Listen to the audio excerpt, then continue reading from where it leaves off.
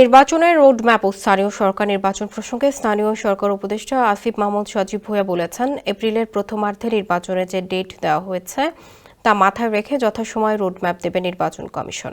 নিজ এলাকা কুমিল্লার মুরাদনগরে বিভিন্ন এলাকায় ঈদ শুভেচ্ছা বিনিময় শেষে সাংবাদিকদের কথা বলেন তিনি। আসিফ মাহমুদ সজীব ভূঁইয়া বলেন, সোশ্যাল মিডিয়ার গুজব যখন মূলধারার গণমাধ্যমে উঠে আসে তখন তা দুঃখজনক। অনেকে রাজনৈতিক উদ্দেশ্য প্রণোদিতভাবে এটা করে থাকেন। রাজনৈতিক দলগুলো যে ব্যাপার উদ্বিগ্ন ছিল যে স্থানীয় সরকার নির্বাচন হলে সংসদ নির্বাচন পিছিয়ে যেতে পারে, এখন আর সে সম্ভাবনা নেই, কেননা প্রধান উপদেষ্টা একটি নির্দিষ্ট সময় নির্ধারণ করে দিয়েছেন। আসিফ বলেন, স্থানীয় সরকার নির্বাচন আয়োজনের ব্যাপারে সরকারের শুরু থেকেই সদিচ্ছা ছিল। আর এটা ওইটা না, কাপড় ধোয়ার একটাই সলিউশন, চাকা অল ইন ওয়ান। স্থানীয় সরকারের অনেকগুলো স্তর রয়েছে, কতটুকু করা যাবে তা দেখা যাবে। সরকারের সিদ্ধান্ত অনুযায়ী নির্বাচন কমিশনকে নির্বাচনের আয়োজনের জন্য বলা হবে।